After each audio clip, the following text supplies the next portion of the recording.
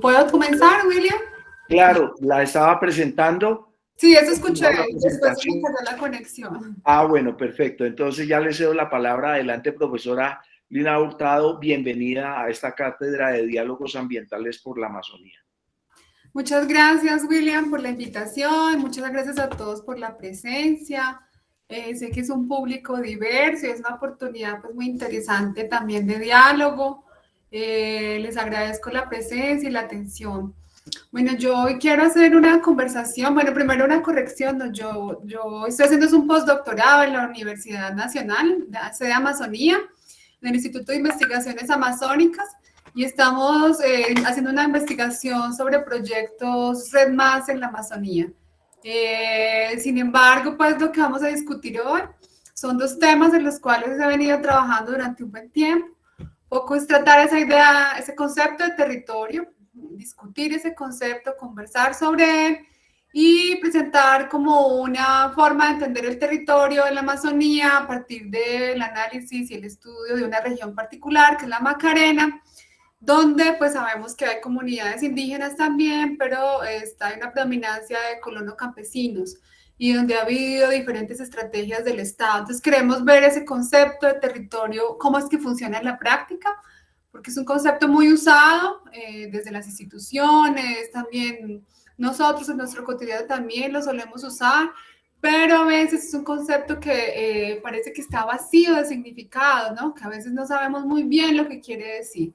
Y pues venimos a presentar una de las perspectivas sobre ese concepto y abrir un diálogo sobre él. Yo entiendo que hay una diversidad de público entre funcionarios, ¿no? También estudiantes, digamos, en general gente interesada, digamos, en estos temas de cambio climático. Yo voy a proyectar aquí mi presentación, van a escuchar de vez en cuando una vocecita, ¿no? Por ahí llamándome.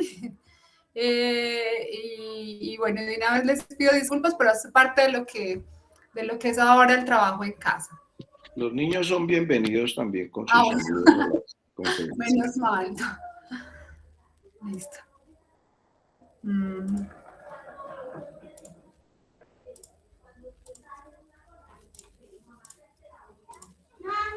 Bueno, aquí voy a presentar, no veo mi presentación, tan raro. Acá aún tampoco la vemos. Una pestaña, no, será porque tengo muchas cosas abiertas, puede ser. De pronto puede darle compartir toda la pantalla para que luego pueda seleccionar.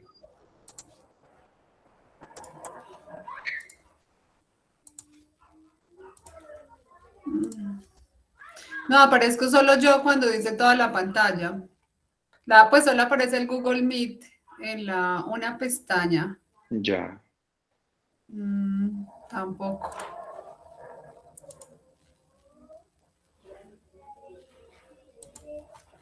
No sé si te la mando. William, no sé Sí, por si qué. le parece, envíemela y yo la Me pones tu correo, eres tan amable porque realmente aquí no está apareciendo esa opción. Vale, ya les escribo acá mi correo. Estoy aquí cerrando todo a ver si es eso, pero parece que no.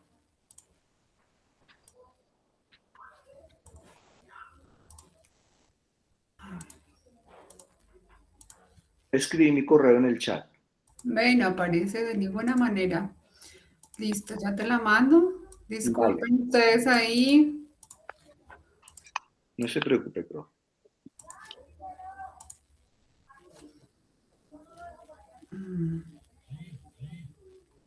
Entrar.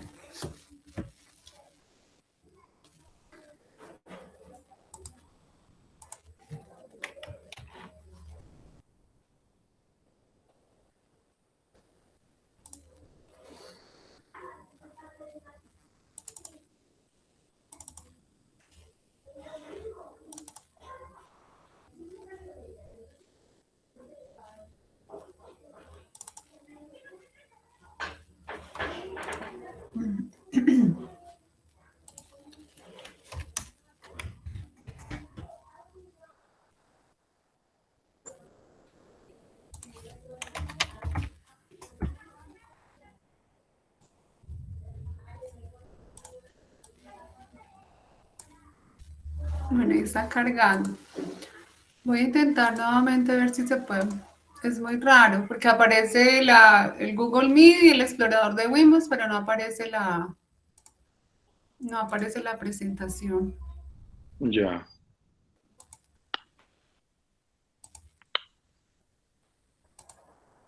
Bueno, ya la estoy mandando. Listo, ella se anexó. Ya se fue, William, a tu correo.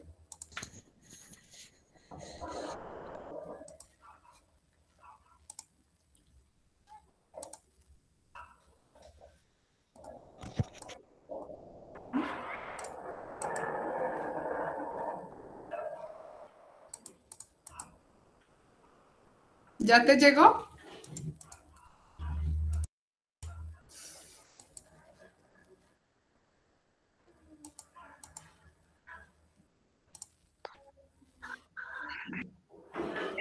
No, aún no, estoy verificando. Uh-huh.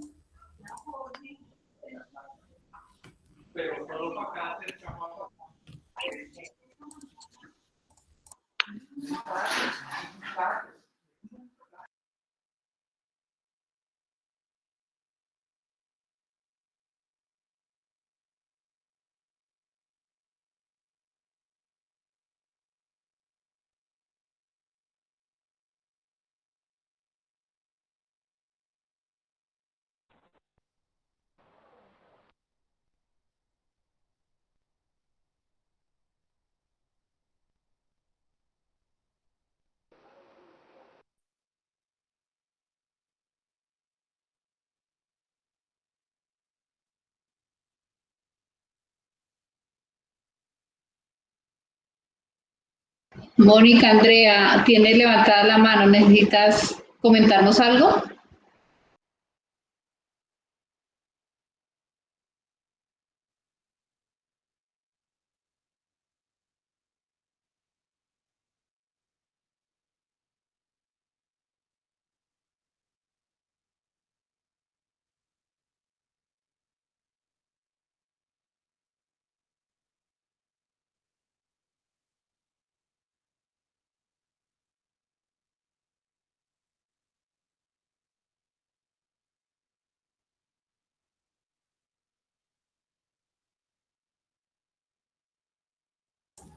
Hola, William, ya te llegó la presentación.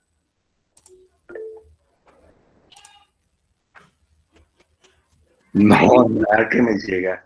Estoy ahí dándole refresh al correo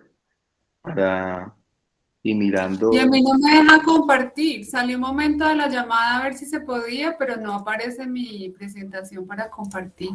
Yo no sé qué es. Estoy acá mirando todos Doctora Ah, Lina, mientras... mira. Ahora sí la están viendo, ¿verdad? ¿Ahora ya la pueden ver? Sí, doctora, así está. Ahora sí. Ah, bueno, muchas gracias y gracias por la paciencia también. Perfecto, adelante, profe. Sí, tocó salir y volver a entrar, a veces es así, bueno.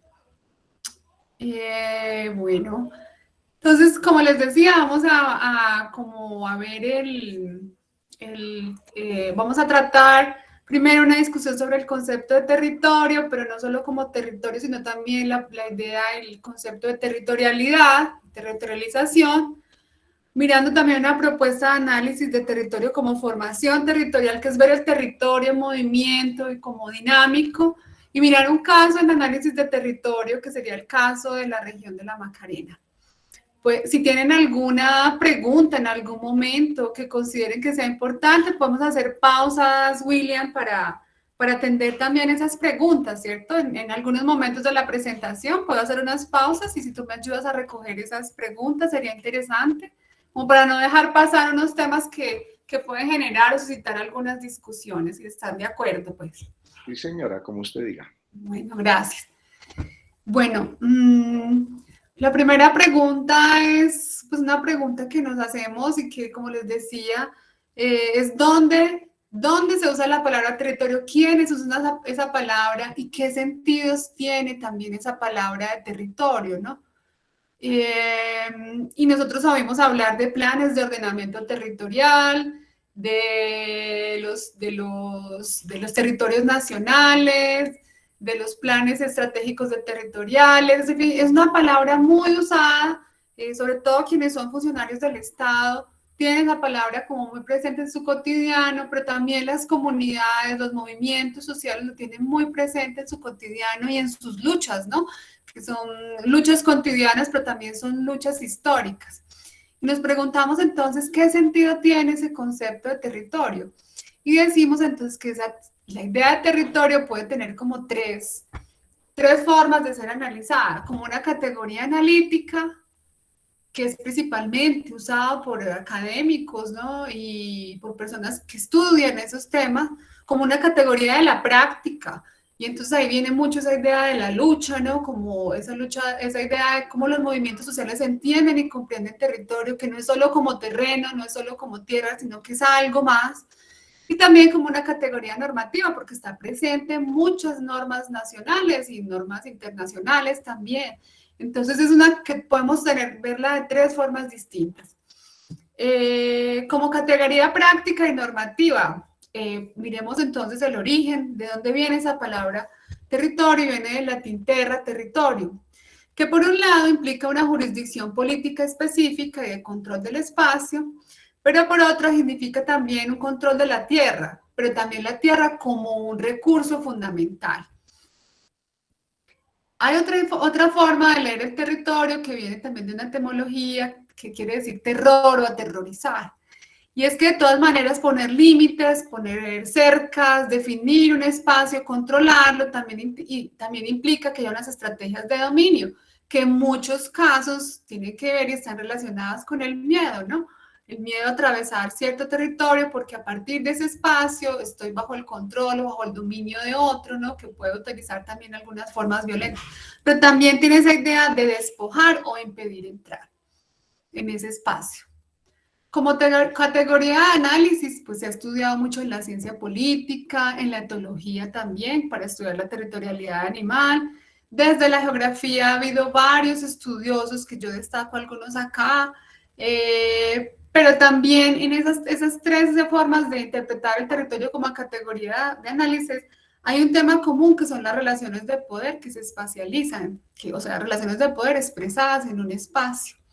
Y lo que varían también son esas posiciones teóricas frente a lo que significa y lo que es el poder. Entonces, la pregunta esencial cuando uno está estudiando la categoría de territorio son esas relaciones de poder que constituyen ese espacio.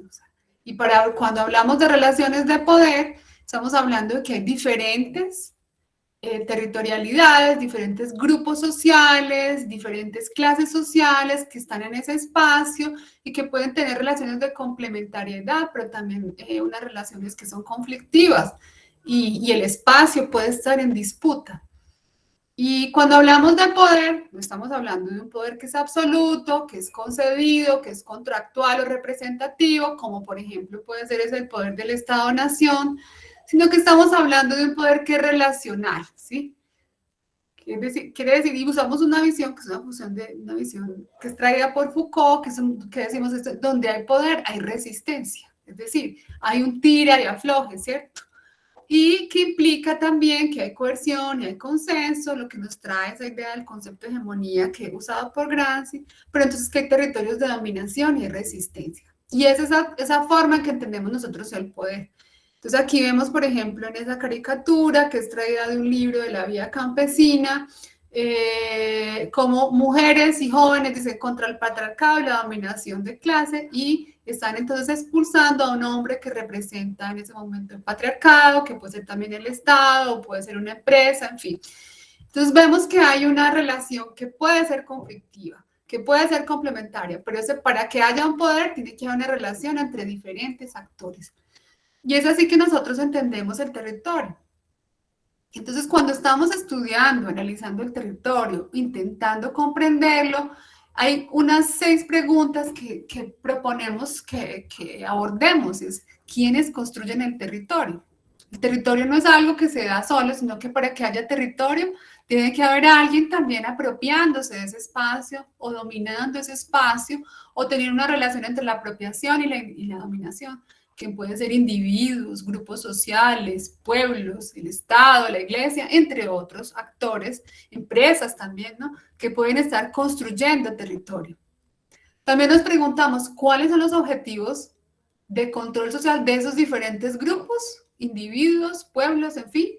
¿Cuáles son los objetivos y cómo se territorializan? ¿Qué sentidos y significados le dan a ese lugar? O sea, para ellos ese lugar, ¿qué representa? ¿Es un territorio sagrado?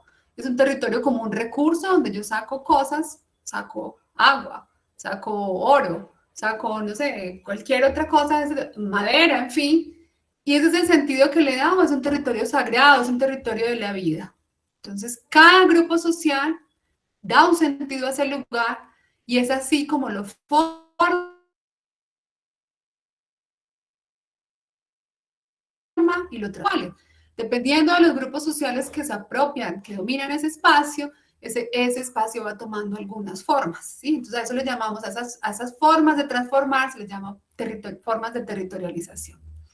Y nos preguntamos también cómo ha cambiado el territorio históricamente, cómo han cambiado los objetivos de territorialización, ¿cierto? ¿Qué ha pasado con ese territorio en el tiempo? Y sabemos que es muy diferente un territorio que está, digamos, un territorio amazónico, que está, digamos, apropiado por grupos indígenas, a un territorio amazónico que está apropiado por otros grupos que están avanzando en otros procesos de territorialización diferente, como puede ser, por ejemplo, en el caso del Piedemonte amazónico, lo que sería la ganadería, la ganadería extensiva. Es muy diferente un grupo de otro. Entonces decimos que en territorio hay dos elementos importantes a analizar, como ya he venido repitiendo. Por un lado es el tema de la apropiación y por otro lado es el tema de la dominación. Ellos deberían darse complementariamente, pero entendemos que se ha venido dando de una manera separada y de ahí viene el conflicto. Cuando hablamos de apropiación nos referimos más a lo simbólico, a lo vivido, el valor de uso. Cuando hablamos más de dominación hablamos de posesión, de propiedad, de lo concreto, de lo funcional y del valor de cambio que tiene un territorio. Y bueno, aquí hay algunos autores, ¿sí?, que hablan de la territorialidad. Muchas veces se confunde territorio con territorialidad. La territorialidad humana ya es una estrategia espacial para delimitar, influenciar, amoldar o controlar recursos y personas. O sea, no solamente estamos hablando de un espacio donde no hay gente, en ese espacio hay lo que se han denominado recursos, pero también hay gente que se quiere dominar, pero también hay actividades que se quieren dominar y relaciones sociales entre diferentes actores. Y esas estrategias se hacen ¿para qué? Para controlar un área que es un territorio. Ese autor que traemos ahí se llama Robert David Sack, tiene un libro muy, muy importante en el cual se habla de territorialidades humanas, que está también disponible por si lo quieren consultar, y se llama Human Territoriality. Pero también territorialidad implica el establecimiento de una frontera y el control del acceso. Aquí pues mostramos como una frontera muy, muy fuerte, ¿no? Que sería la muralla china, que es una forma de establecer un límite, ¿cierto? Pero hay otras formas, y aquí vemos, por ejemplo, la Macarena, la región de la Macarena, que tiene los parques Macarena, Tinigua y Picachos, y también parte de Sumapaz, y también representa unos límites, ¿no? Cada parque nacional representa unos límites que están delimitados, algunos claramente y otros no, y que hace parte de un área de manejo especial que está delimitada en negro acá, por fuera ustedes la ven, que tiene distritos de manejo integrado, y dentro de esos distritos hay zonas de reserva campesina constituidas o por constituir. Todos esos son delimitaciones de territorios. Y para que existan esos territorios hay territorialidades. Entonces, por ejemplo, en el caso de los parques, la territorialidad que está avanzando sobre la delimitación de esos parques es el Estado, ¿no? Con su proyecto de ordenamiento ambiental. Pero se superponen ahí territorialidades campesinas, que si bien sus reservas campesinas se proponen o están constituidas alrededor de los parques, también en muchos casos se superponen con los parques y ocupan los parques. Y ahí vemos que hay una relación conflictiva, y una relación conflictiva entre dos territorialidades diferentes. El Estado queriendo conservar, queriendo delimitar un espacio conservado pero sin gente, y y las territorialidades campesinas ocupando ese espacio, en algunos casos aportando a la conservación, en otros casos también avanzando con otros proyectos de ordenamiento territorial, pero también dentro de esos parques, como por ejemplo el caso de Macarena, en Tinigua y en Picachos, también hay procesos de ganadería extensiva que no son hechos por campesinos, sino por otras territorialidades, ¿cierto? Entonces aquí vemos que entonces para hablar de territorio hablamos de fronteras, algunas fronteras son explícitas, otras no lo son tanto, ¿no? Y necesita tener un control sobre el acceso también de ese espacio. Pero también está relacionada con las formas que las personas usan la tierra, ya lo hemos dicho mostrando el caso de los parques, cómo organizan el espacio y cómo dan sentido al lugar. Por ejemplo, hay un territorio que puede ser visto como recurso, como lucro, pero también hay un territorio que puede ser visto como fin, como vida, como tener y ser. Y vemos diferentes formas entonces de usar un espacio, ¿no? Aquí podríamos decir que aquí hay un cultivo que está integrado, que es agroecología, mientras aquí vemos monocultivos que rompen también con otros ecosistemas que están ahí, con la forma como se vienen, digamos, dando naturalmente esos ecosistemas. Entonces decimos que territorio es una categoría que está en disputa, ¿sí? Porque si territorio para unos es el territorio del Estado-Nación, el territorio de los parques, el territorio, para otros es el territorio de los resguardos indígenas, de las reservas campesinas, de los territorios colectivos negros. Entonces hay una tensión también sobre qué quiere decir territorio, qué es territorio para nosotros. Y en muchos discursos de líderes comunitarios, de líderes de organizaciones sociales, encontramos ese sentido diferente de territorio a lo que es el territorio propuesto por el Estado-Nación. Entonces, como les vengo diciendo, territorio puede ser una categoría del Estado-Nación, que es un territorio nacional delimitado, que no admite de ninguna manera que haya una multiplicidad. Lo admite a veces sí a nivel constitucional y dice que somos un país diverso, pero en la práctica colocar esa categoría de territorio en disputa como un territorio múltiple, multiterritorial, ha tenido una gran dificultad.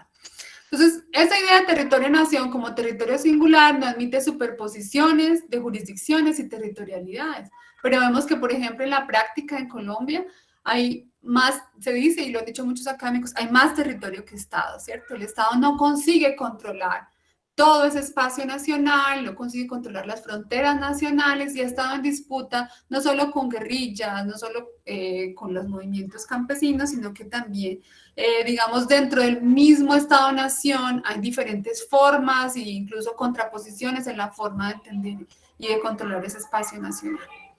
Y, por ejemplo, entonces decimos que también hay territorios para la vida, donde hay un territorio plural, donde hay diversidad de actores, ¿no? Y se reconoce esa diversidad de actores. Incluso aquí, en un texto de la Vía Campesina, se dice las luchas de la Vía Campesina por la reforma agraria, la defensa de la vida, la tierra y los territorios.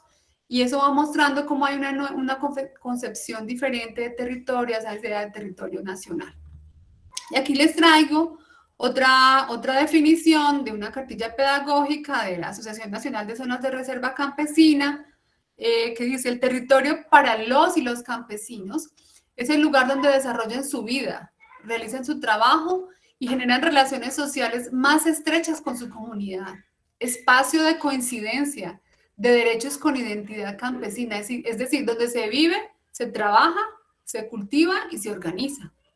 Es donde desarrollamos las actividades básicas para vivir. No necesariamente es un territorio de lucro, no es un territorio que está a la venta. Es un territorio para desarrollar nuestra vida cotidiana y que tiene, digamos, no es un territorio que tenga, donde se hereda una propiedad, sino que es un territorio para la vida, ¿sí? No sé si hasta aquí de pronto, William, tengan alguna pregunta para pasar ya a una siguiente sección de la presentación. Ya tiene que ver con algo más pedagógico. Si ustedes en algún momento quieren decirnos cómo es que ustedes trabajan el territorio, desde el lugar donde ustedes están, donde se colocan, ¿no? Su lugar de trabajo, su lugar de enunciación, cómo ustedes ven y perciben el territorio y cómo ven esta discusión también que estamos colocando aquí.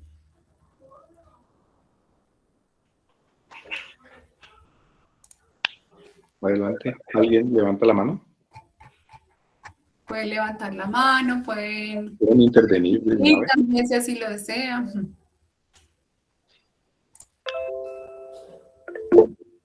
Germán, adelante, por favor.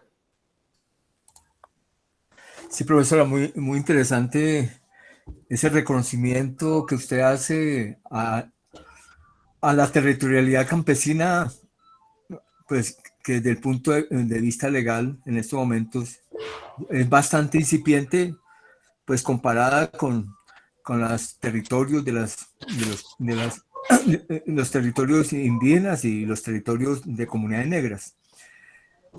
Pero también hay algo como muy práctico. Hay algunas regiones, como en Cauca, Nariño y algunas regiones donde algunos campesinos están construyendo una territorialidad que la denominan territorios campesinos agroalimentarios, pues que tiene como una connotación en que busca algunos elementos de planes de vida, elementos que tiene los territorios indígenas, y lógicamente se van más desde la perspectiva de la autonomía, de la soberanía de esos territorios, de la soberanía alimentaria.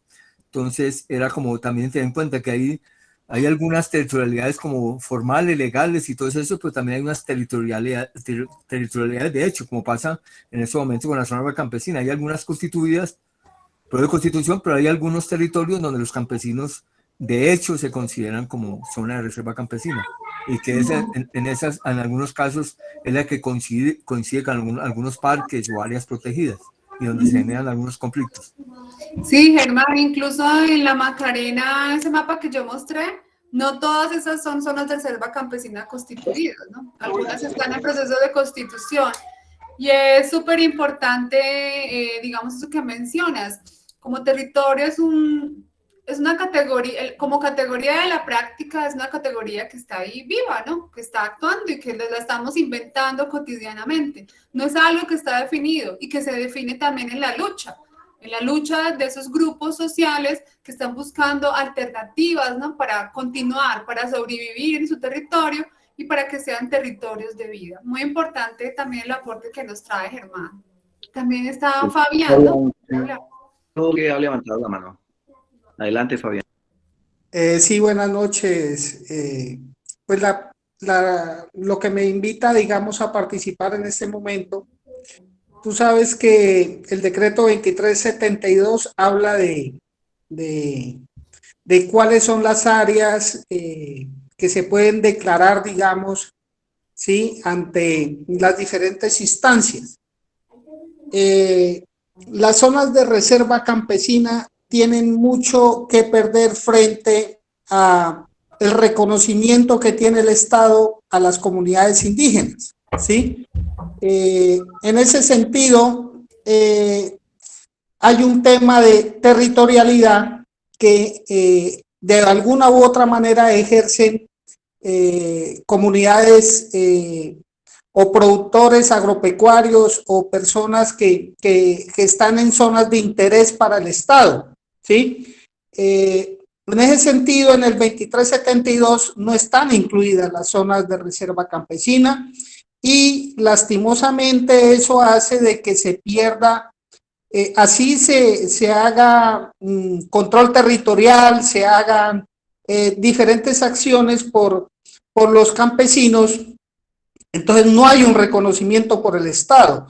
Inclusive mi pregunta es ¿cómo podría de alguna manera, porque también estas zonas de campesinos que hacen territorio, que hacen control territorial, ellos no sé si podrían, digamos, como siendo como una asociación de tercer nivel, ellos tendrían reconocimiento ante el Estado, digamos, al momento de delimitar de acuerdo al 2372 las del distrito de manejo integrado, o sea, ¿estaría en las mismas condiciones que una comunidad indígena o no? Pues mira, Fabián, yo creo que la pregunta que colocas es interesante porque, digamos, es importante reconocer que ha habido dentro de la política pública ambiental una diferenciación entre la forma como son tratadas las comunidades indígenas, las campesinas y las comunidades negras.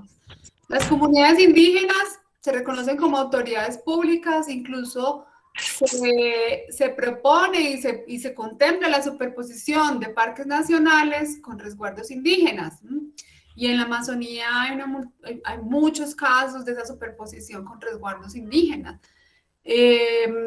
Para las comunidades negras se permite el uso, pero no la ocupación permanente. Y para las comunidades campesinas se les ha visto casi siempre como invasores de reservas, como el campesino que tala el monte, pero no hay un reconocimiento de ese papel también que ha tenido en la conservación.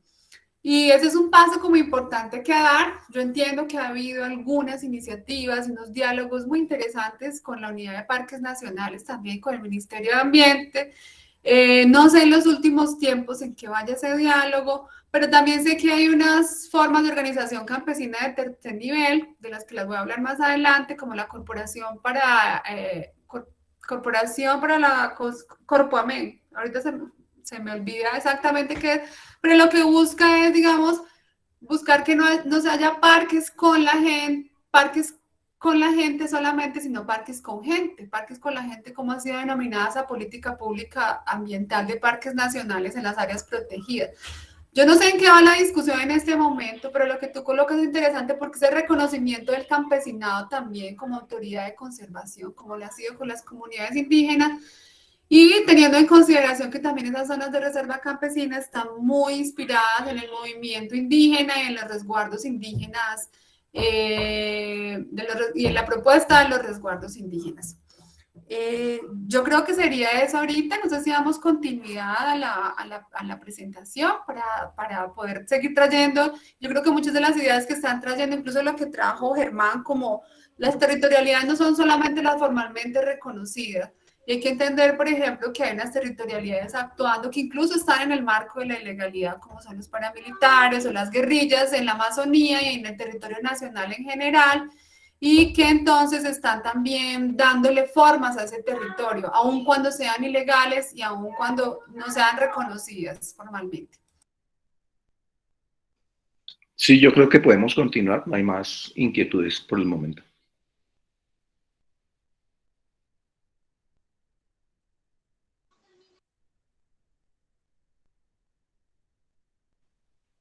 No la estoy escuchando.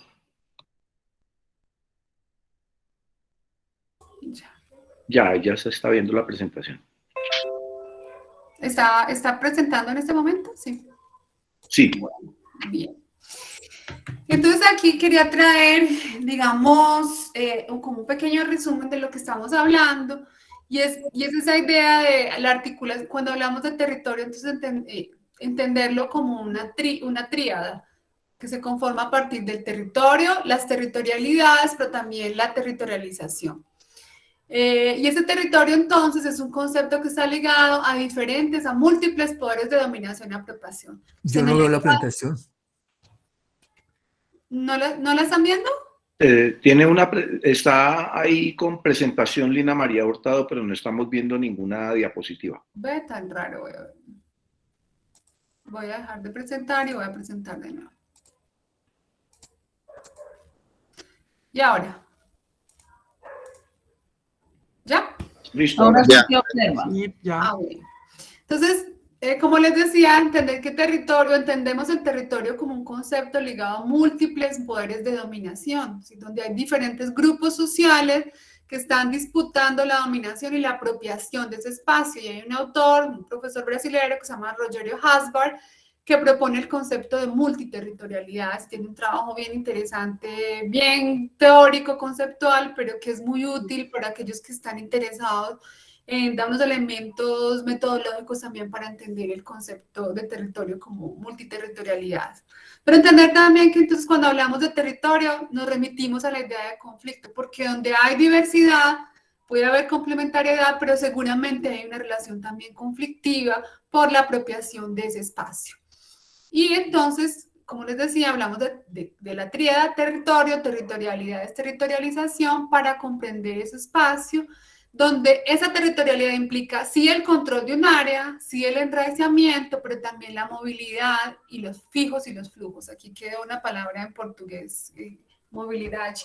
Entonces, porque los grupos sociales no solamente tienen, por ejemplo, los resguardos indígenas, no solamente, que es una figura colonial también, no es una figura, digamos, que está propuesta por esos pueblos originarios, sino es lo que consiguieron, ¿no? También reivindicar a partir de sus luchas.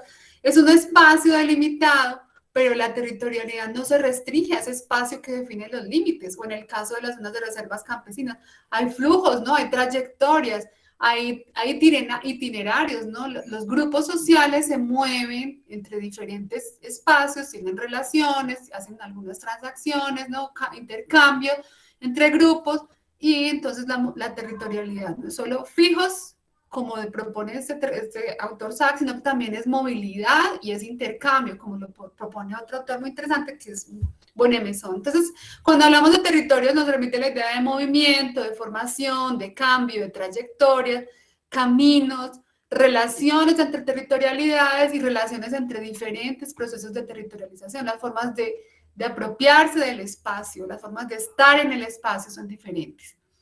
Pero en las fronteras, digamos, las fronteras, esa territorialidad tiene una forma particular de darse.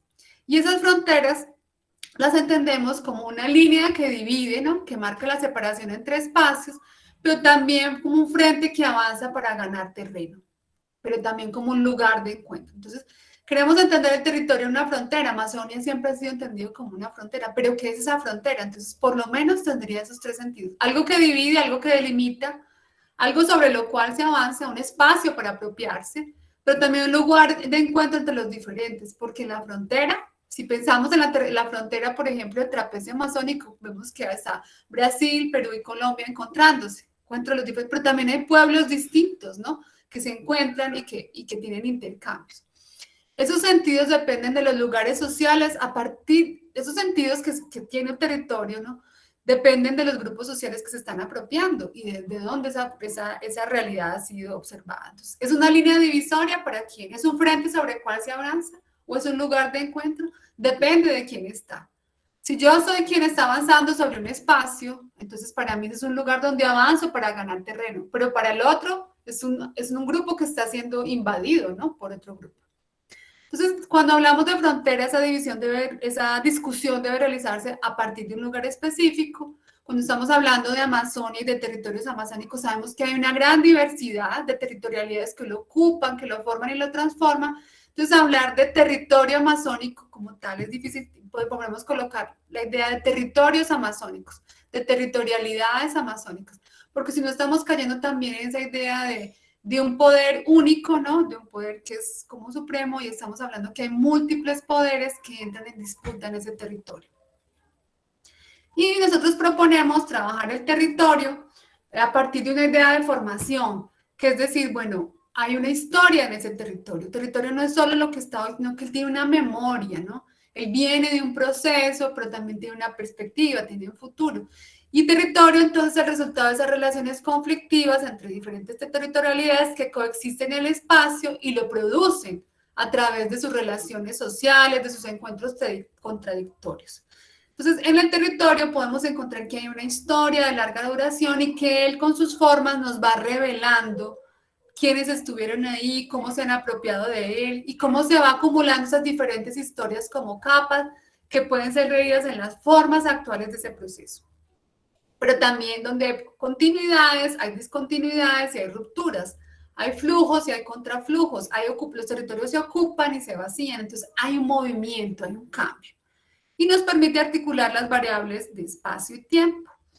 Y por tanto, como ya decía, va a ser analizada en un contexto social y geográfico específico. Cuando hablamos de territorio, de formación territorial, de lo que nosotros proponemos es que se pueda hablar de una superposición y una submultiplicidad, o sea, se superponen como capas, como bien va mostrando la figura, hay territorios que se superponen, territorialidades, o sea, diferentes grupos con diferentes intereses, espacios que se superponen, tiempos. Una cosa es el tiempo de una territorialidad campesina, de una territorialidad indígena, otra cosa es el tiempo del Estado, otra cosa es el tiempo de la ganadería extensiva, otra cosa es el tiempo del capital, y esos tiempos diferentes, esas velocidades diferentes se van encontrando y entrando en disputa.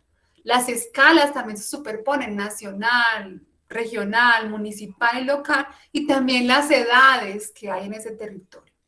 Por eso decimos que territorio y la formación territorial es un proceso histórico de larga duración y conflictivo. Estas ideas las vamos a ver como reflejadas en el caso de la Macarena.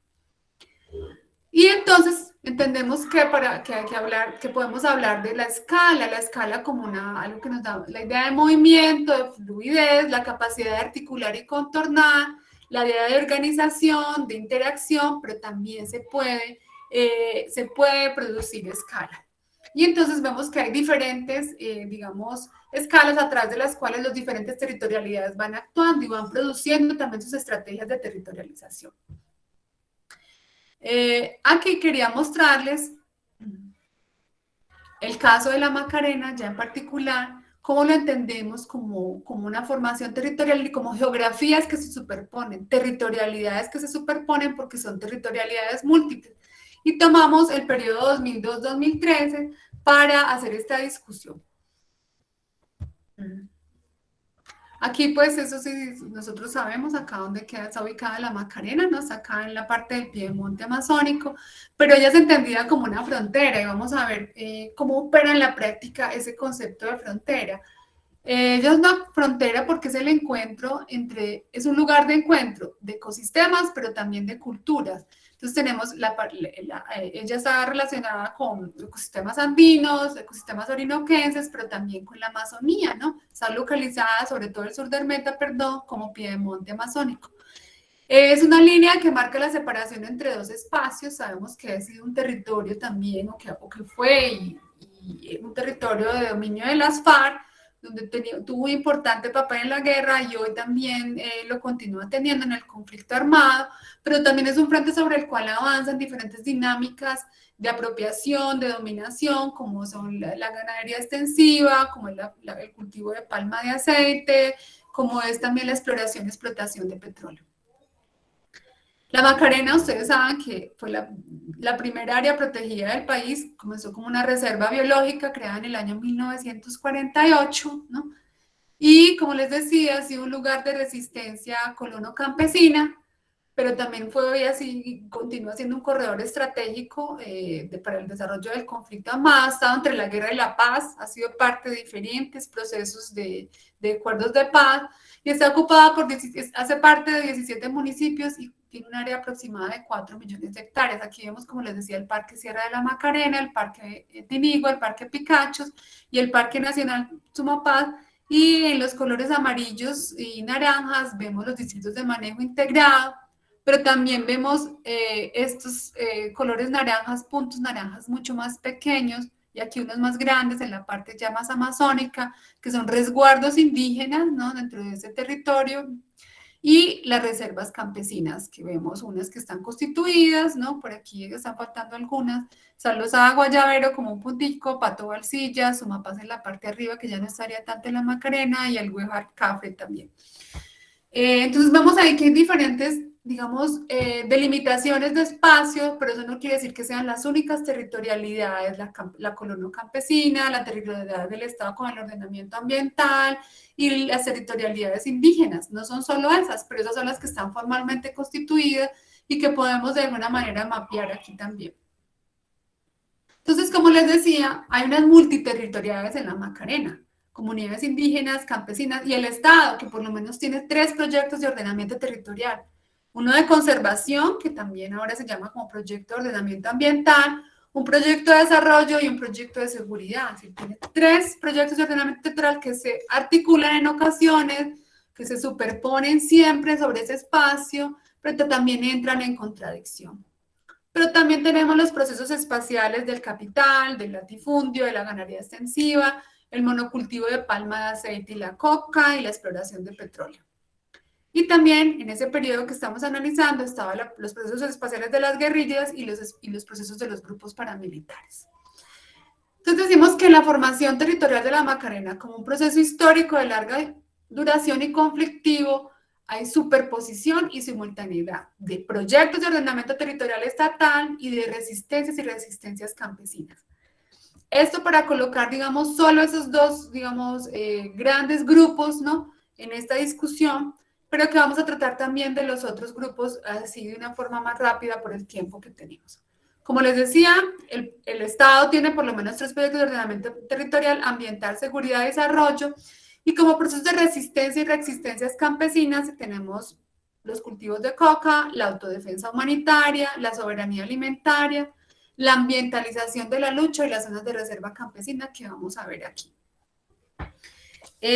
Como proyecto de seguridad, ¿qué podemos encontrar? Entonces, un ejemplo de ese proyecto de seguridad en ese periodo y que realmente fue entre el 99 y el 2002, pero que nos abre como un camino a la discusión, esa zona desmilitarizada, zona de despeje en el marco del proceso de paz entre las FARC y el gobierno de Andrés Pastrana. En el mapa ustedes pueden ver en rojo todo lo que sería la zona de distensión, y no sé si lo alcanza a ver en gris y que está superpuesto, que toma una buena parte de esa zona, tenemos el límite del área de manejo especial de la Macarena y vemos cómo se superpone esa área de manejo especial con lo que fue la zona desmilitarizada. Después de que, digamos, que se acabó ese proceso de paz, hubo una retomada del control territorial a partir del año de 2002 con la implementación del Plan Colombia. Todos sabemos que en la zona de extensión había un libre tránsito de las FARC en ese espacio, hubo también un aumento considerable de los cultivos de coca, pero cuando el Estado decide retomar el control territorial en 2002, implementa el Plan Colombia, comienza a ver o se profundiza ese proceso de desterritorialización, es decir, de la pérdida del control territorial por esas poblaciones. ¿Y cómo se expresaba? Con desplazamiento forzado, desde la Macarena para centros poblados, ciudades y otras fronteras agrarias, pero también como confinamiento, porque muchos grupos sociales campesinos perdieron la posibilidad de movilidad, tanto su sentido físico, porque no podían desplazarse o salir libremente de ese espacio delimitado o ese espacio que había sido delimitado así como zona de despeje y que también hizo crear algunos, digamos, estigmas sobre la población que estaba allí, que no eran campesinos que vivían allí, de repente se delimita toda esa área como zona de despeje y todos los que vivían en ese territorio fueron estigmatizados también o comprendidos como simpatizantes de la guerrilla y como personas que hacían parte de ese grupo sin que necesariamente lo fueran. Entonces hubo también, además de la desterritorialización como un desplazamiento forzado, un confinamiento. Cuando usted pierde la posibilidad de movilizarse, de tener un flujo libremente dentro de diferentes territorios, también hay una desterritorialización. Pero también cuando perdían la movilidad en el sentido de organización política, por todo el proceso que hubo de violencia de Estado en ese espacio, también hablamos de una desterritorialización. Y aquí vemos cómo el área del manejo especial de la Macarena fue categorizada en el año 2010 por el Plan de Consolidación Integral de la Macarena, que fue una de las formas que tomó ese Plan Colombia como zonas rojas, que ellos llamaron de emergencia, casi toda la Macarena estaba incluida, ¿no?, que se llamaba un área crítica, donde se desarrollaban operaciones militares para recuperar la seguridad territorial, donde había acompañamiento humanitario, pero también donde ellos decían que se construía confianza. Una zona amarilla, ¿no?, que es una zona que llamaban de transiciones, cuando ya había llegado todo el aparato militar del Estado a ese territorio, había una población vulnerable, sin condiciones de alimentación, en fin, ellos traían proyectos, ellos hablaban de proyectos de seguridad comunitaria, de subsistencia inmediata, de construcción de confianza. Para después llegar a unas zonas verdes que eran las estabilizadas, donde había una presencia integral del Estado. Entonces aquí vemos cómo el Estado también representa y crea ideas, imágenes, y también crea algunas, digamos, estigmatizaciones de zonas como zonas rojas, y define territorios a partir de un proyecto de ordenamiento de seguridad. Y eso también es una forma de apropiación y de dominación. Si eso no está delimitado en territorios, está en mapas, se aparece como mapas y se crean imágenes sobre ese espacio y sobre las personas que viven en ese espacio. Ese proyecto de ordenamiento extractivismo, de desarrollo extractivismo en el territorio, también tomó fuerza con el año 2002 y partía de un principio que era que la pacificación del país y en particular de esa zona, era una condición necesaria para dar seguridad al sector exportador, pues para conseguir el desarrollo era necesario recuperar la seguridad de los territorios. Pero también se dio a la par con el debilitamiento y la privatización de la gestión ambiental. Y aquí vemos cómo, por ejemplo, en el año 2012 la Orinoquía tenía el 40% del total nacional de área plantada en palma africana o sembrada de palma de aceite. Esto es un mapa estadístico, pero va mostrando también cómo va avanzando, digamos, la palma africana sobre esta zona de San Martín, de Puerto Lleras, de San Juan de Arámano, de Puerto Rico, de Puerto Concordia. Pero no solo era eso, sino que el Meta ocupaba el primer lugar como productor de ganado bovino para el año 2008. Entonces era un territorio donde había un interés muy grande también de ser pacificado y destinaba el 87% del área departamental a la ganadería extensiva y para el año 2012 aumentó en el 90%. Es un mapa estadístico también que va mostrando la intensidad en el uso del suelo para ganadería según los diferentes municipios. Y vemos que en los parques nacionales hay una disminución, pero no hay una ausencia de ganadería, por ejemplo. Esto es un mapa de los bloques petroleros que muestra cómo la Macarena, el área de manejo especial, tiene es importante y casi que solo se salvan los parques nacionales de esa priorización como áreas de producción, áreas de exploración o incluso áreas que están en evaluación técnica o áreas reservadas, como son estas áreas azules que tienen rayas azules verticales. Y también incluso para la minería, aunque mucho menos que otros territorios, pero podemos ver que hay unos títulos concedidos en el año 2015 en lo que son los distritos de manejo integrado en estas zonas, incluso aquí muy cerca a los parques nacionales naturales de la Sierra de la Macarena. Y claro, hay una infraestructura vial que debe viabilizar todo el desarrollo de esos proyectos que se vino dando, algunos de forma legal, dentro de la formalidad del Estado y otras de forma ilegal, impulsada por las guerrillas y también incluso por los colonos campesinos que de alguna forma también necesitaban movilizarse y avanzar en el proceso de comercialización de algunos productos. Pero también tenemos el tema de la coca como un asunto central y en el 2005 el Meta era el mayor productor nacional de coca. En 2014 ya la región Meta-Guaviare contaba con 10.000 áreas sembradas de coca, que es el 15% del total nacional, y a pesar de que empieza, digamos, todo el proceso de implementación del Plan Colombia, vemos como la coca no disminuye, sino que ya se va como moviendo también en el territorio, incluso se vuelve más intensa. Ese es un mapa del 2002, donde muestra cómo la coca al lado izquierdo vemos es intensa en el municipio de Puerto Rico, pero ya después pasa a Puerto Rico, Puerto Concordia, ¿no? Incluso mire cómo acá en la comparativo 2007-2008 que traje solo para dar una idea, se intensifica en Puerto Rico el área del Güejar, el Cafre y todo lo que es Vista Hermosa, y va dejando un poco, y también en esta zona de Puerto Concordia, y ya en el 2008 se va mostrando como una mayor dispersión. Y por último tenemos el proyecto de ordenamiento ambiental, que, como les decía, se basaba en ese entonces en la política de participación social en la conservación, que se llama Parques con la Gente, que buscaba y que se implementó en la Macarena a partir de una estrategia específica, en la cual incluso tuve la oportunidad de participar, que era la política de reordenamiento territorial y resolución de conflictos por uso, ocupación e intervención en las áreas de conservación y sus áreas de influencia en el AME. Y tenía una estrategia fundamental, que era restaurar esas áreas, pero relocalizando voluntariamente a esas familias.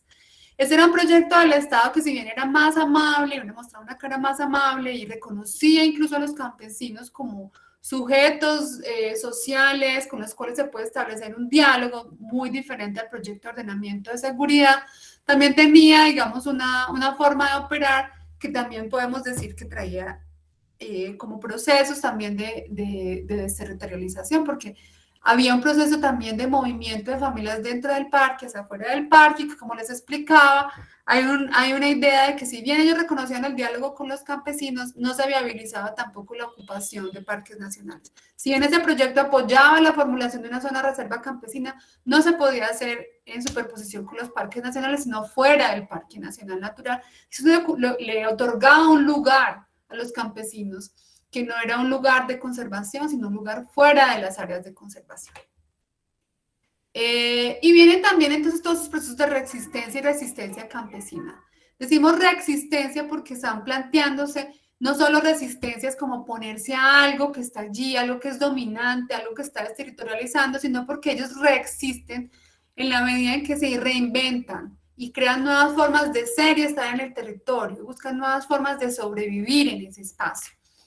Y vemos que hay 4 formas que yo hablé, o 4 momentos que incluso se superponen, no son uno después del otro, sino que ellos están ahí entrelazados, articulados, que son por un lado la economía de la coca, que se dio como un proceso de autogestión comunitaria, pues si bien en un proceso de auge de la monocultura de plantación de coca, su transformación en pasta básica y las actividades agropecuarias en ese momento fueron suplantadas y se generó una alta dependencia de mercados externos de alimentación y que hubo nuevos oficios como los químicos, los recolectores de hojas de coca, los raspachines, también, y hubo en ese sentido también, vamos a decir, una pérdida de las condiciones de reproducción de la vida, de alimentación.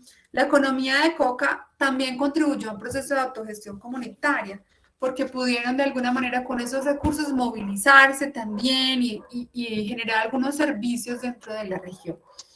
Por otro lado, un proceso de autodefensa humanitaria, resistencia civil y una lucha por permanecer en el territorio. Y esa lucha por permanecer en el territorio se manifestó en la creación de comités de derechos humanos dentro de las juntas de acción comunal, más o menos hacia el año 2005, pero también en la construcción y en la propuesta del Grupo de Derechos Humanos Bajo Ariari, el Comité Bajo Ariari, que buscaba una autodefensa humanitaria a través de 3 elementos fundamentales: el conocimiento especializado sobre derechos humanos, la construcción de estrategias para la acción humanitaria y la conciencia sobre la acción organizada. Eso pasó de esa escala local del comité a ese Comité de Derechos Humanos Bajo Ariari, que lleva a un nivel regional, a crear la Fundación para la Defensa de los Derechos Humanos y el Derecho Internacional Humanitario en el Centro Oriente Colombiano, que articulaba 10 departamentos. Y ellos dicen, esa estrategia de los derechos humanos nos permitió permanecer en el territorio frente a unas condiciones, digamos, de violencia del Estado muy fuertes. Y de forma paralela, en ese momento también se hacían foros por la paz y rondas de asistencia civil. Entonces, en esa estrategia de derechos humanos vemos cómo hay una transescalaridad. ¿Cómo se logra? De un comité local pasaron a un comité regional de derechos humanos hasta un comité interdepartamental, que posiciona a esa región como una región pues, muy importante en la defensa de derechos humanos. Un tercer movimiento, hay una propuesta de los campesinos en ese periodo, pasar de ser cocaleros y químicos a campesinos agroecologistas. Y si bien hubo un movimiento en esta región en ese sentido y que no necesariamente se ha logrado materializar, pero es muy interesante ver cómo esa conformación de asociaciones campesinas para la agroecología comenzó a tener también un movimiento entre la región de la Macarena y buscaba crear condiciones para sustituir de forma voluntaria, gradual, las plantaciones de coca, generar alternativas de proyectos campesinos, pero también, como ellos decían, salvar la cultura campesina, tener diversidad de semillas en un contexto de crisis de seguridad y soberanía alimentaria. Y finalmente, y eso pues implicaba un cambio radical para las familias que dependían casi exclusivamente de la coca y de plantaciones de coca para pasar a hablar de agroecología y de soberanía alimentaria. Es como un reto, era una propuesta de un retorno a ser campesinos, a una difusión de la cultura campesina entre aquellos que habían sido habitantes urbanos, que llegaron a plantar coca para tornarse campesinos agroecologistas y lograr una autonomía alimentaria y económica y una reconstrucción de redes de solidaridad, que es algo que implica la agroecología, de articulación con la naturaleza, de recuperación de prácticas y conocimientos y modificar los usos de la tierra y la organización del espacio. Esta propuesta, que es una propuesta tan esencial, no necesariamente ha tenido continuidad, pero es un elemento clave para comenzar a hablar de territorio campesino, de territorialidad campesina, porque como ya nos traía el compañero, una propuesta de territorios soberanos alimentarios, de soberanía alimentaria, y la agroecología es una lucha, digamos, un elemento central dentro de la agroecología. Y una última lucha, una propuesta de resistencia y reexistencia de los campesinos, de los colonos campesinos, es esa propuesta de estar entre la agroecología y el ambientalismo. Y en ese sentido, las organizaciones campesinas politizaban las características ambientales del territorio. Ellos partían de esa política no proponían cambiar esa política de parques con la gente a parques con gente. Como les contaba, reactivando por un lado los comités ambientales que ya se habían conformado en los años 80, reactivándolos en este periodo, pero también generando nuevos comités de niños y juventud ambientalista y conformando la Corporación para la Defensa del Área de Manejo Especial de la Macarena, que todavía se mantiene en Corpoamen. Ese Corpoamen es muy interesante, no sé si aquí traigo una imagen de Corpoamen. Es muy interesante porque ella propone que se cree una red de reservas campesinas alrededor de los parques nacionales y traslapado con los parques nacionales, pero también asociado con resguardos indígenas. Y ellos proponen que estrategias o sistemas de ecologistas de organización comunitaria, que se definen como múltiples prácticas comunitarias que determinan la forma de relacionarse con el ambiente y se rigen por normas de convivencia. Aquí se pasó. Y así ellos pasarían de servicios de colonos, cocaleros, destructores de reservas y de parques nacionales a ser campesinos ambientalistas y agroecologistas, dando nuevos sentidos a la existencia, pero también cambiando los estereotipos que se habían creado sobre ellos, ¿no? Con esos discursos, digamos, hegemónicos del Estado.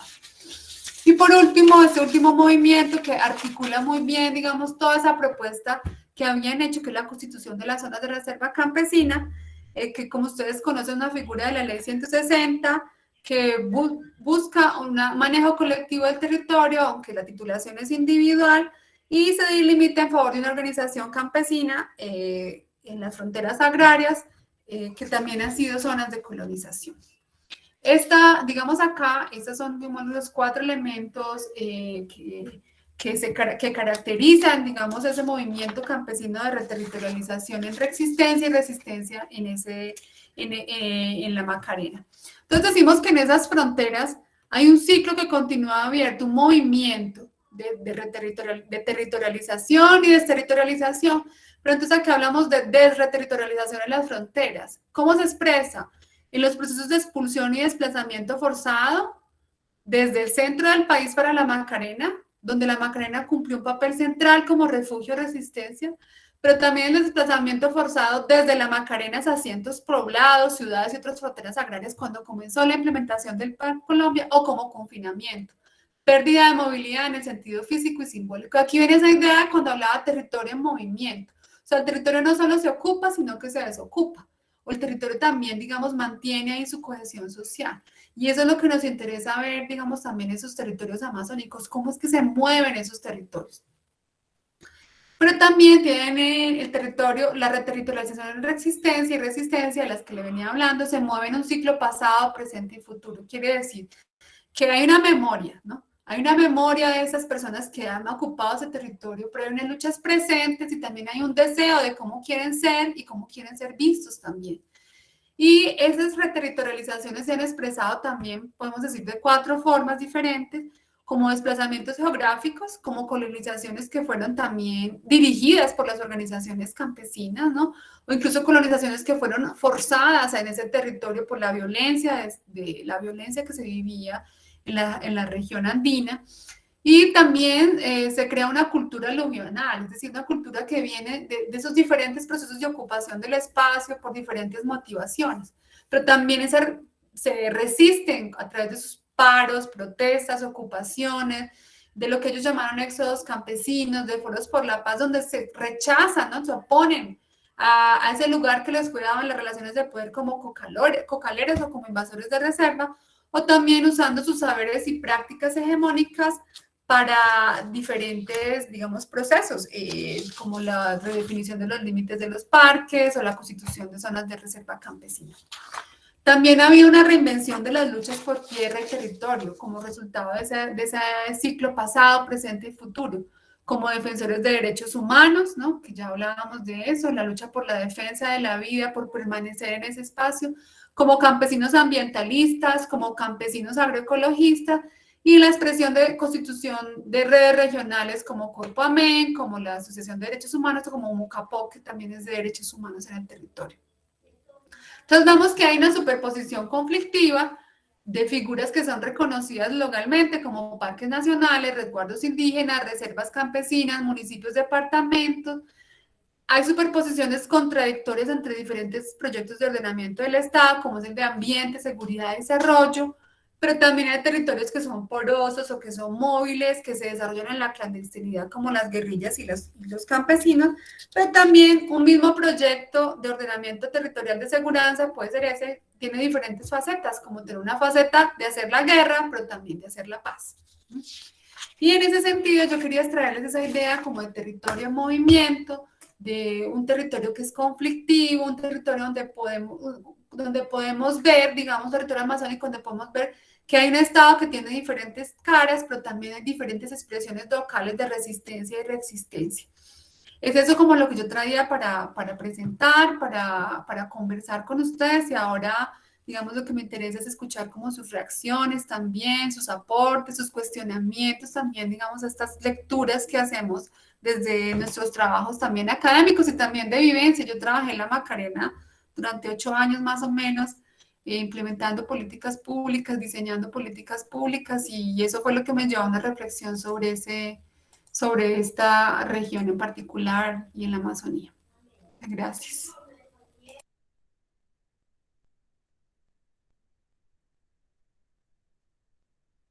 Los escucho entonces. Ya, adelante, es que me sacó, qué pena, me sacó se desconectó también mi señal, ya regresé.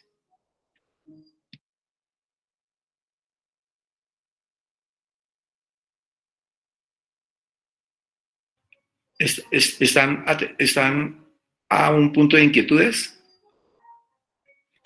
No la escucho. Sí, William.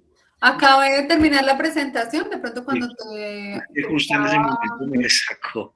Listo. Y estaba ya diciéndole que ya estaba como, aquí hay algunas preguntas también que colocaron en el chat, también las podríamos recuperar.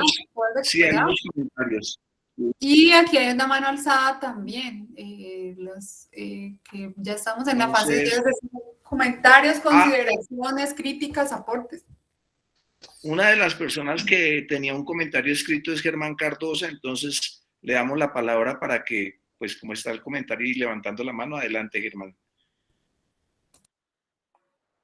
Bueno, muchas gracias. No, son como 3 preguntas concretas. El mismo Estado, el mismo gobierno, en diferentes documentos de política pública, habla de enfatizar el enfoque territorial y lo ve como el de priorizar esas acciones, estrategias e instrumentos en los territorios, reconociendo la diversidad biológica, todas las especificidades geográficas, sociales, económicas, étnicas y culturales de esos territorios. Entonces, yo quería, pues como usted lo plantea, es un nombre muy de moda, el del enfoque territorial. Pues qué percepción tiene sobre la utilización que se hace de ese concepto. Y lo otro, que muy importante, que no me pareció que sería bueno profundizar, lo de la gobernanza territorial, la gobernanza local. Es de que las comunidades allá en territorios como la Macarena han tenido históricamente a través de las juntas de acción comunal y sus organizaciones una práctica de control del territorio, pero también de conservación y de resolver las diferencias, de resolver los conflictos, etcétera. Y hay una efectiva participación ahí de la familia, de las organizaciones, con una perspectiva, en muchos casos, asociativa. Entonces, esa gobernanza territorial, que a veces las instituciones llegan a los ONGs a pretender. Y finalmente, el tema de cómo el derecho del acceso a la tierra está muy amarrado a la protección al territorio. Entonces, en territorios como esos, donde el Estado no ha titulado, no ha adjudicado, o donde todo está, en muchos casos, en zonas de reserva forestal, está en parques, áreas protegidas, ahora le tiene lo de la frontera agrícola y una serie de restricciones para el acceso a la tierra, el acceso a la propiedad, al derecho al territorio. ¿Cómo incide eso en esa protección territorial, en esos derechos territoriales de las comunidades, violando muchas sentencias de la Corte Constitucional como la 461 de 2016? que plantea que esa protección del territorio es la manera real y efectiva para respetar las formas de vida diferenciadas, la materialización efectiva de los derechos fundamentales económicos, sociales y culturales de esas comunidades. Y que en ese caso la Macarena, históricamente, pues se ha desconocido. Esas serían como las 3 inquietudes mías. Listo, Germán. Y aquí yo estoy mirando otra pregunta que hizo una persona, Roberto, dice, ¿se podría consolidar? Levantó la mano y Josué Durán ha hecho 2 comentarios. Uno, que actualmente la zona de la Macarena está siendo objeto de potrerización, producto de deforestación extensiva, y luego más adelante dijo, desde luego, con la expansión de cultivos de coca, especialmente en la conectividad hacia Guaviare. Fueron los 2 comentarios de Josué Durán y Roberto Ramírez, que ha levantado la mano. Sí. Bueno, entonces vamos, mientras de pronto salen otras preguntas, ¿cierto? Podemos ir como aprovechando las cuestiones que nos coloca Germán y que nos coloca Roberto también. Y la otra compañera que ahorita no recuerdo el nombre. Bueno, voy a empezar con el tema de la reexistencia y la pregunta sobre la colonización armada. Bueno, yo creo que ese tema de colonización armada, entonces no le puede llamar armado, incluso el profesor Darío Fajardo ha discutido bastante sobre eso, a campesinos que bajaban con, no sé, con algunas armas, sí, para defenderse y proteger su vida. Entonces eso le podría hablar de un proceso de colonización armada, o eso también hacía parte de un proceso de estigmatización. También se ha hablado mucho de colonización espontánea, ¿no? Y ese también es un concepto que hoy se ha discutido mucho, digamos, sobre todo quienes son estudiosos de temas agrarios, si es que podemos hablar de colonización espontánea o eso era más bien una colonización forzada de gente que estaba empobrecida en la región andina y que se vio obligada a bajar por ese territorio también como una estrategia de refugio y de resistencia, buscando territorios de refugio y de resistencia.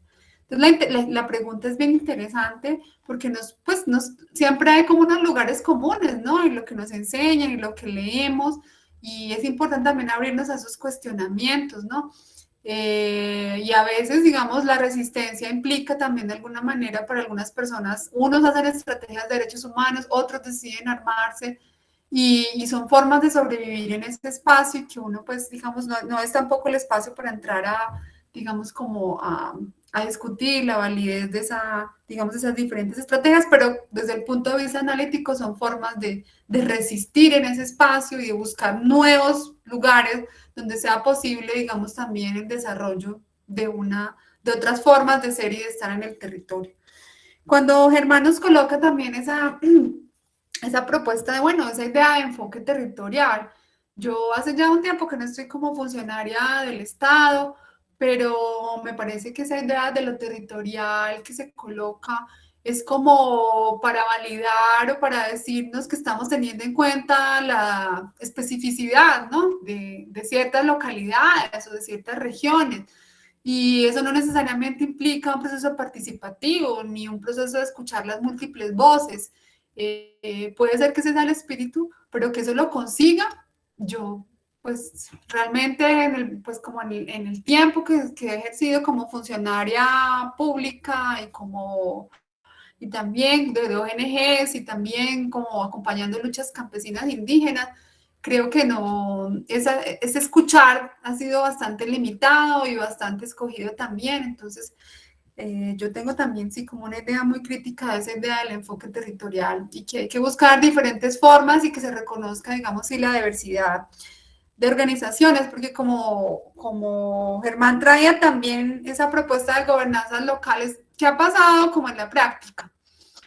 Por un lado, mi conocimiento pues en la región de la Macarena hay unas organizaciones campesinas muy fuertes que se han mantenido durante mucho tiempo, con sus altos y sus bajos, como todos los procesos organizativos, digamos, de cualquier forma organizativa urbana y rural, que tiene sus cambios y sus recambios también ahí. Pero muchas veces hubo proyectos sobre todo me refiero a ese proyecto del Plan Colombia, que no reconocía esa organización campesina que llevaba mucho tiempo y que pedía, por ejemplo, que para apoyar procesos productivos debían crearse nuevas asociaciones, nuevas organizaciones, desconociendo lo que ya existía y fragmentando por otro lado esa unidad que se venía construyendo durante mucho tiempo. Entonces, digamos que el Estado también ha tenido un papel muy importante en fragmentar lo que existe en ese tejido social, esas tramas que se van tejiendo en ese territorio, y eso seguramente ha tenido también una intencionalidad, no es algo ingenuo. Y en ese sentido, pues yo creo que esas organizaciones se han parado muy fuerte en diferentes momentos, han tenido momentos de fragilidad, tienen muchos momentos de fortalezas, pero el trabajo que han hecho por construir, digamos, esas normas comunitarias, ese proceso de reivindicarse, de ser vistos, de hacerse escuchar, ¿no? Es un espacio como muy valioso. Yo no me acuerdo, la última pregunta que hacías, Germán, no sé si me la puedes repetir o la puedes escribir como te parezca mejor. Y la compañera traía todo el tema, digamos, otra compañera señalaba que hay un proceso de potrerización, ¿no? Hay un proceso de deforestación, de expansión de cultivos de coca, y creemos pues que eso también es cíclico, ¿no? Y que mientras no haya también, digamos, otras formas de viabilizar las economías campesinas, la coca en la práctica, digamos, es lo que es más viable, porque comercializar productos, por ejemplo, plátano, no sé, banano, en fin, incluso huevos. Hubo diferentes experiencias de parques nacionales que fueron hechas en ese momento cuando yo estaba, digamos, trabajando en esa región. Era inviable comercializar y acababa habiendo una superproducción de huevos o de gallinas, y quiénes iban a consumirlos y cómo se iba a comercializar aquello. Y eso frente a una producción de pasta básica que sale en pequeñas cantidades, en una bolsa, en un morral. Competir con eso es muy complicado, y mientras no haya un real proceso, digamos, de fortalecimiento de esa economía campesina para viabilizarla, realmente yo creo que es muy difícil darle, digamos, acabar con la coca en esa región. Yo le te agradecería, Germán, si me repites la última pregunta. Sí. Acá, por favor. Bien, no, mira, es que tiene que ver con que reiteradas sentencias de la Corte Constitucional, en la misma Ley 160, en el Acuerdo de Paz, en diferentes normas, pues se plantea del derecho al acceso a la tierra, el derecho a la formalización, el derecho a la propiedad, y especialmente como un mecanismo también de protección del territorio, que le permite el acceder a la tierra, a esa formalización, pues la realización de los proyectos de vida y la materialización de los otros derechos fundamentales, económicos, sociales y culturales ahí. Entonces ese territorio allá, pues en algunos casos con la justificación o disculpa del conflicto armado, pues lógicamente no se realizaban programas de acceso a la tierra y todo eso, o muy restringidos.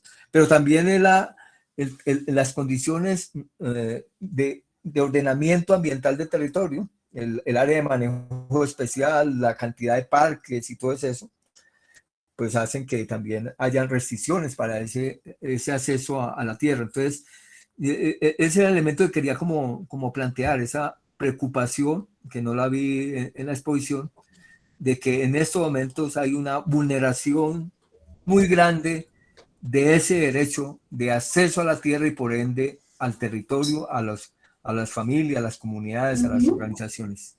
Sí, claro, no, es válida esa llamada de atención sobre ese tema que no fue colocado en la exposición, pero que sí está colocado en las investigaciones. Y yo creo que traer ese tema central, porque además nos lleva a siempre una idea que se habla mucho del latifundio, ¿no?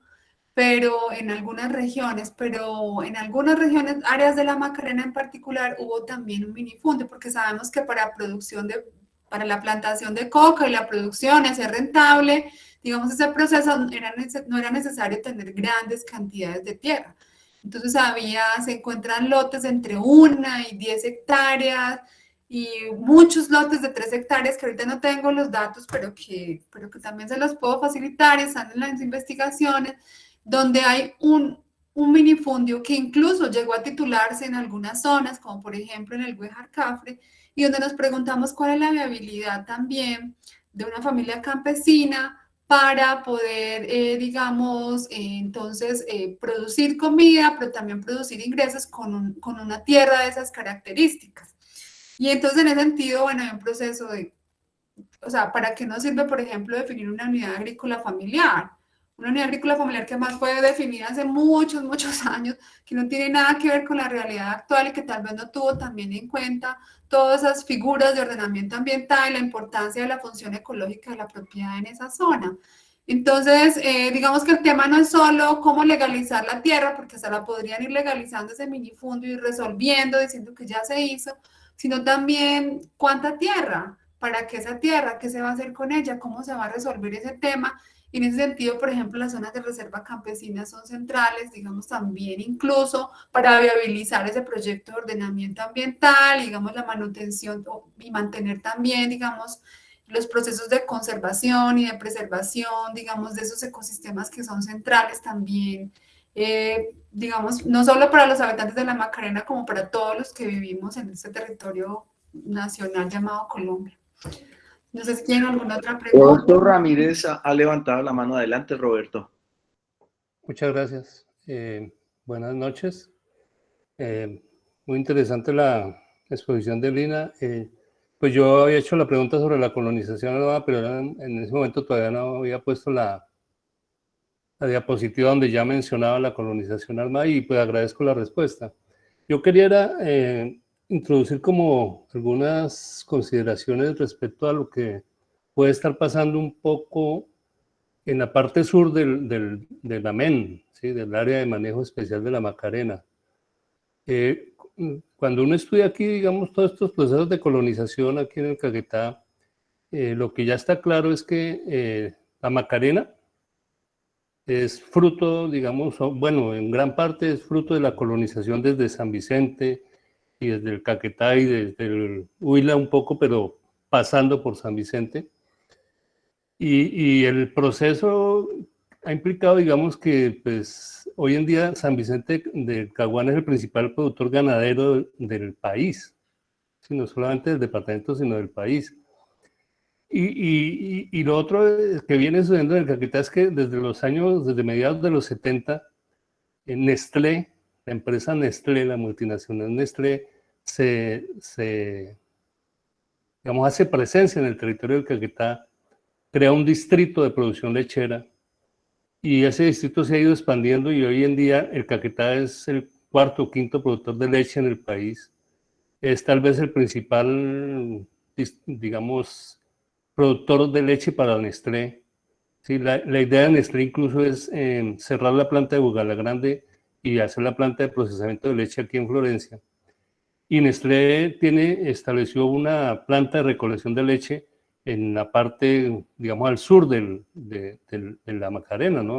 Algo así creo que se llama Campo Alegre, que ha estado cerrado por algún tiempo, pero lo que es cierto es que, digamos, se está jugando una gran influencia y yo en trabajos que he hecho por aquí en el territorio encuentro expresiones de colonos, de campesinos diciendo algún día le venderemos leche a Nestlé. Entonces un poco quería es como ponerle en consideración esas ideas, digamos, más del proceso en el territorio y saber un poco qué tanta cuál es su opinión al respecto. Muchas gracias. Bueno, gracias a Roberto también por colocar esa información pues como más actual. Pues como tú dices, es importante también tener en consideración que Macarena no es un territorio único, ¿no? Sino que hay una diversidad de regiones, de formas organizativas, incluso cuando hablamos de campesino, pues es esa expresión como que alberga, es una forma de nombrar y que ahí uno recoge una gran diversidad de actores.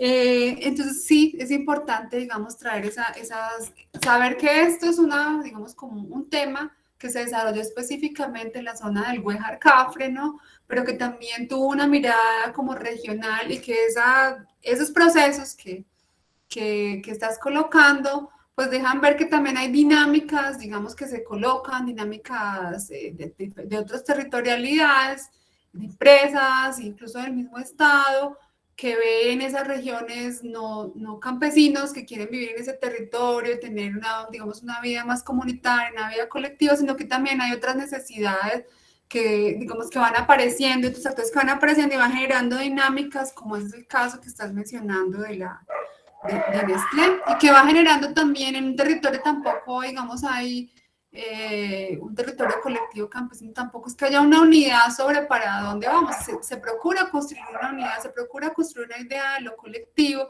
pero siempre, digamos, hay diferentes, digamos, grupos, personas que tienen otras expectativas sobre ese territorio. Pero dinámicas, esas otras territorialidades nos traen otras dinámicas espaciales y vamos dando los intereses y aparecen nuevos actores. Yo no conozco ese caso, Roberto, me parece como muy interesante también conocerlo y entenderlo, pero creo que eso va mostrando que cómo se van cambiando, digamos, también incluso esas funciones de los territorios en función también, digamos, de cómo el Estado va viendo y cómo se van colocando nuevos actores en la región. Marlene Benilda dice que hay que tener en cuenta otra situación que se presenta, es la presencia de grupos armados al margen de la ley que obligan a las comunidades a la siembra de esos cultivos, por lo tanto, lo hacen o abandonan las tierras, ¿sí? Yo también tengo una inquietud, hay otra de Mónica Andrea, pero quiero plantear la mía, es en cuanto a, con ese panorama pintado acá, ¿cómo queda esa estrategia de red más que usted alcanzó a mencionar un poquito al principio, que está haciendo algún trabajo alrededor de eso, pues como con ese objetivo de reducir las emisiones de deforestación y degradación forestal, pues me refiero en este caso pues a los bosques, ¿sí? Y el papel pues de conservación, de gestión sostenible, y en el marco pues no tanto de la gobernabilidad, pero sí de la gobernanza, ¿cómo queda eso en este panorama? Y Mónica Andrea Cuellar dice: doctora Lina María, le escribo desde Puerto Asís, Putumayo. Mi pregunta es la siguiente: en caso de los desastres ambientales ocasionados a territorios que no aparecen en el POT, pero son evidentes que son ecosistemas estratégicos, ¿las asociaciones comunitarias pueden defender estos territorios ante autoridades gubernamentales? Gracias. Están esas tres inquietudes. ¿Se las repito? No, tranquilo, aquí ya, vale. Como hay dos anotadas, más la tuya, creo que... vale. Bueno, yo voy a empezar por Mónica, porque, bueno, Mónica, yo no soy especialista en temas de desastres ambientales. Yo creo que, digamos, frente a ese tema, en lo que conozco un poco sobre planes de ordenamiento territorial, no sé, toca mirar ese plan de ordenamiento territorial, también muchos están en proceso de reformulación, de revisión y ajuste, ¿no? Pero es evidente que si un grupo hace parte de una comunidad, de un municipio, en fin, pues es necesario y tiene derecho de alguna manera también a pues, acceder a, digamos, a esos procesos de recuperación o de esas zonas. Yo pues creo que ahí sí, más adelante yo vi que va a estar Jairo Bárcenas, ¿no? Que es un especialista en esos temas y que puede, digamos, también, que va a tratar el tema de desastres de forma particular. No sé si William me corrige si no es así. Y creo que ahí podrían dar como una... Así es un colega del proyecto de Amazonía Sostenible para la Paz. Exacto, entonces creo que ahí podrías, digamos, Mónica, más fácil y con más seguridad tener acceso a una información como más pertinente y certera. Sí, lo que Marlene comenta, pues es muy importante también tenerlo en cuenta, todo eso tiene un contexto y ahí sí, y ahí el tema de la coca es un tema polémico, por eso decíamos que es un tema como ambiguo, ¿no? Porque ha tenido como una doble función, claro, y de alguna manera las personas se vieron obligadas también a cultivar coca porque también, digamos, empezó a haber un proceso en que había cada vez más gente cultivando la coca y eso también inviabilizaba económicamente mantener una mano de obra por los costos que eso tenía, ¿no? Mano de obra de un campesino produciendo comida en el marco de la mayoría de la gente produciendo o plantando coca, entonces los insumos aumentaron y eso inviabilizó la economía campesina, así como se perdieron, digamos, funciones, conocimientos, porque mucha gente se sumó a ese proceso de cultivar coca de forma obligada, algunos, otros no. Entonces también tuvo un proceso importante, digamos, de autogestión comunitaria. Entonces, no, digamos, yo no estoy idealizando la coca, si esa es una de las, digamos, de las preocupaciones. En ningún momento creo que tuvo un papel ambiguo y eso también hay que, pues debemos colocarlo en discusión. Ya con lo que te refieres a Red Más, nosotros estamos trabajando en Red Más en la Amazonía, pero sobre todo con territorios indígenas de planicie en la investigación, William. Para la Macarena yo sé que hubo o hay, sí hubo, me parece que en el Güejar Cafre, el intento de hacer un proyecto Red Más en el Güejar Cafre, y hay otro proyecto más en el sur del Meta, que entiendo que están trabajando con Alcot, que es también una empresa desarrolladora, pero no sé cómo va eso en este momento. Yo sé que es bastante complicado avanzar en esos procesos, porque Red Más, digamos, para Red Más es muy importante el tema de tenencia de la tierra para la implementación de ese mecanismo. Y como ya lo colocaba Germán, ¿no? El tema de acceso a la tierra y seguridad de la tenencia de la tierra con las comunidades campesinas es muy complicado porque el Estado no ha, digamos, avanzado, digamos, en cumplir ese derecho que tienen esas comunidades campesinas. Entonces, si bien tú te encuentras con un territorio campesino de 2 millones de hectáreas, un territorio indígena, perdón, de 2 millones de hectáreas, con la tierra legalizada, y con una propiedad asegurada, donde es posible hacer un proyecto Red Más con comunidades campesinas, tú vas a tener que ir sumando, ¿no? Poquitas hectáreas de uno, del otro, en territorios donde hubo coca y hubo una alta fragmentación de la tierra, entonces van a ser mucho menos. Ir sumando y sumando esto, o sea, eso inviabiliza de alguna manera. Ya hay otras discusiones sobre si se cumplen o no las salvaguardas sociales, ambientales, institucionales, cuál es el papel del Estado en regular eso y si lo está cumpliendo o no, todo el tema de mercantilización de la naturaleza.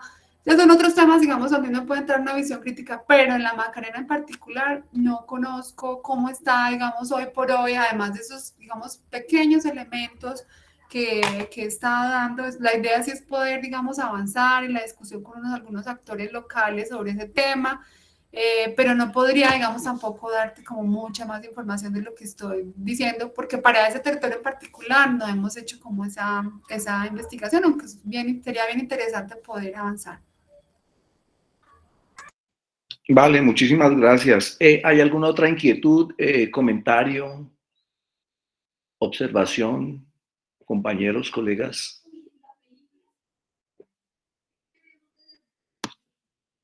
Bueno, creo que estamos listos. Yo quiero invitar a nuestra siguiente sesión, porque estamos cerrando aquí el bloque correspondiente al contexto amazónico.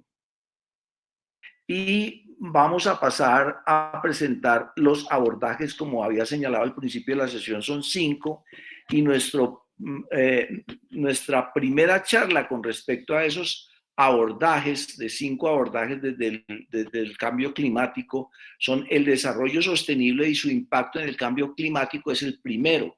Y ahí vamos a tener 3 intervenciones que lidera el SENA. Cada uno de estos abordajes va a estar liderado por instituciones, doctora Lina, colegas, y en esta próxima sesión entonces vamos a tener la presentación de experiencias prácticas y de investigación en ganadería sostenible en el piedemonte amazónico en el municipio de Puerto Asís por Adrián Rolando Riascos, que es zootecnista especialista en reproducción bovina, en ciencias agrarias con énfasis en producción animal, y PhD en ciencias veterinarias. Y también va a estar en esa misma línea de ganadería sostenible como estrategia de mitigación del cambio climático en la Amazonía colombiana, Juan Pablo Narváez Herrera, que es zootecnista especialista en nutrición animal sostenible, magíster en ciencias agrarias con énfasis en producción animal e investigador del CENOA del SENA. Y por último está Diana Patricia Vargas, con tecnología de secado de frutales amazónicos para apoyar la seguridad alimentaria de las comunidades del piedemonte amazónico. Ella es ingeniera agroindustrial, magíster en ingeniería agroindustrial y PhD en ingeniería de alimentos, también del SENA. Son 3 investigadores de Senova, y eso constituye nuestra siguiente sesión, donde pasamos es como ya a los abordajes. Perdón, regreso acá. Pasamos ya a los abordajes, y en esos abordajes, digamos que el punto de referencia de experiencias significativas es como la parte clave. En el contexto amazónico queríamos pues eso que usted nos ha aportado también, que son enfoques, que es una mirada también desde el punto de vista de un ejemplo significativo. Ya señalado de la Macarena, un complejo ejemplo, y mostrarnos esa complejidad de las superposiciones de los territorios que dejan muchas inquietudes. Iniciamos con el profesor Germán Palacio, también, que nos estuvo haciendo toda una mirada reconstructiva de lo que es la incidencia de los seres humanos en el Amazonas, cómo ha sido el poblamiento. Hemos mirado también cómo la incidencia del ser humano y la conformación del Amazonas no está solamente en este periodo, pues, sino que desde tiempo atrás, antes de la colonia, las comunidades indígenas ya venían configurando y teniendo una incidencia bastante fuerte en la configuración incluso pues biológica de la región amazónica. Es decir, hemos tenido un recorrido muy interesante. En nuestras próximas sesiones de abordaje, que la invitamos, si nos puede acompañar, pues es bienvenida. Vamos a tener estas experiencias significativas. Va a estar el SENA, luego el Instituto Sinchi, la Universidad Nacional Abierta y a Distancia, la Universidad de la Amazonía, el ITP, presentando resultados de sus investigaciones en esta cátedra, pero todas ellas ligadas a poder establecer puentes de diálogo, a poder tener planteamientos desde puntos de vista incluso críticos, y que no tengamos que pensar lo mismo, porque podamos dialogar alrededor de la Amazonía, y ese es el espacio que ha querido constituir esta cátedra. Entonces, pues esa es la invitación para de hoy en 8 días, a las 6 de la tarde estaremos en estas sesiones. Doctora Lina María, si usted quiere cerrar con algún comentario, se lo agradezco. No, muchísimas gracias por la invitación, muchísimas gracias también por permanecer, escuchar, por también la conversación y la discusión. Muy interesante conocer a las personas que están en el curso, que están colocando sus inquietudes, y bueno, ahí estamos a disposición para continuar conversando. Sabemos que en un tiempo tan corto a veces es difícil colocar diferentes ideas y resumimos bastante nuestro trabajo, pero bueno, muchísimas gracias, William, y a todos también por la participación. A todos, muchísimas gracias. Muy buena noche. Nos vemos de hoy en 8 a las 6. Impulsemos, por favor, la participación, la asistencia a la cátedra. Muy buena noche para todos. Doctora Lina María Hurtado, quedamos supremamente agradecidos por su valiosa intervención en esta cátedra. Gracias. Bueno, Un abrazo. Feliz noche. gracias. Hasta luego. Bueno, muchísimas gracias. Gracias, feliz noche. Muchas gracias. Buenas noches. Buenas noches.